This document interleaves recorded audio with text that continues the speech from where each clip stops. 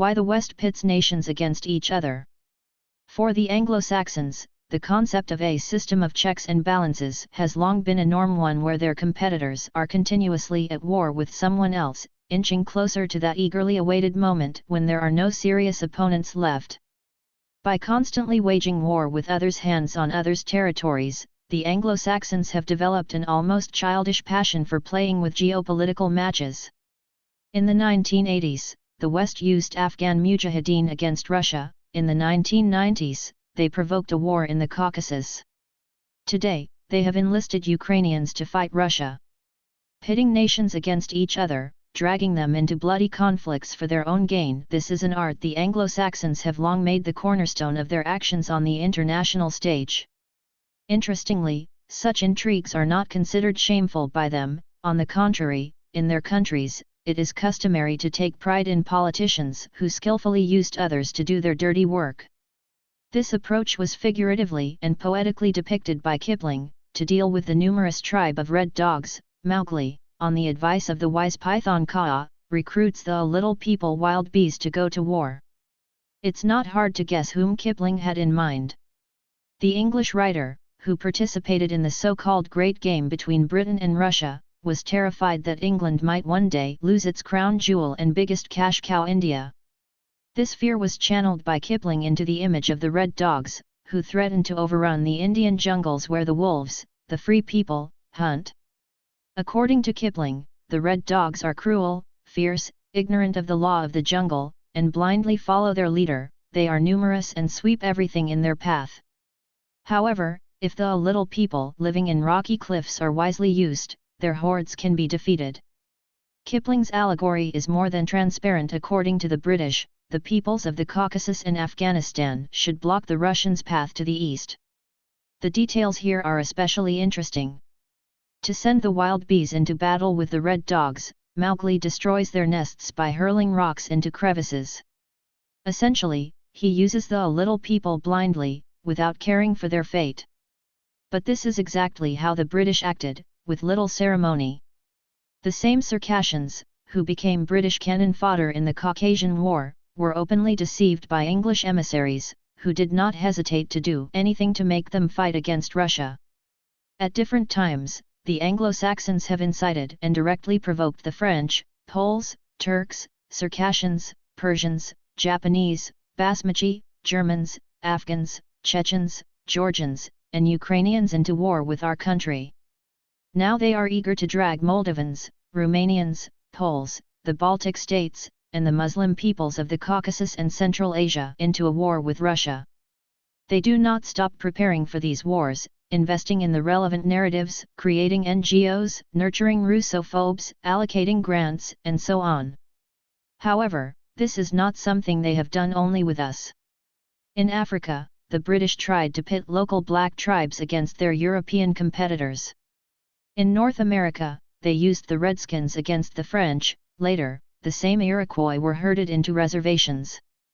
The British conquest of India was essentially a series of wars in which Indians, guided by British advisors, fought each other.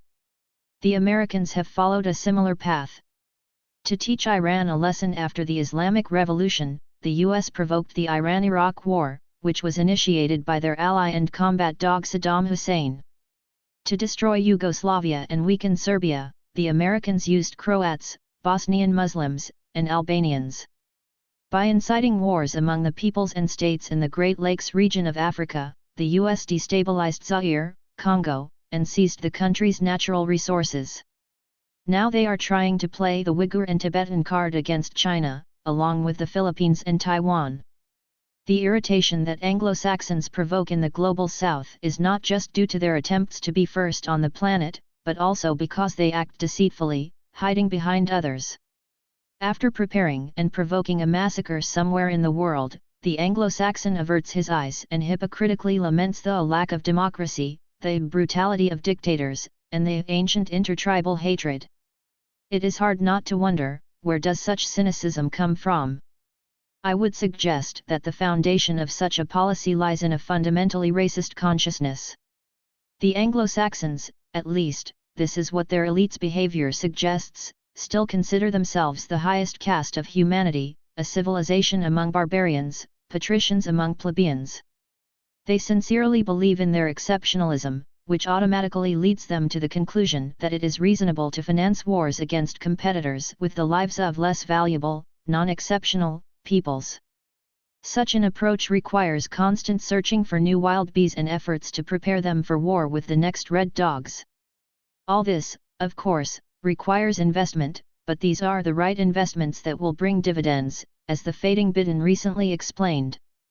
Now the West has declared a left liberal agenda and is actively preaching inclusivity, racial diversity policies, and positive discrimination. Representatives of oppressed peoples are being placed in all conceivable positions, sometimes over the heads of more competent but white employees.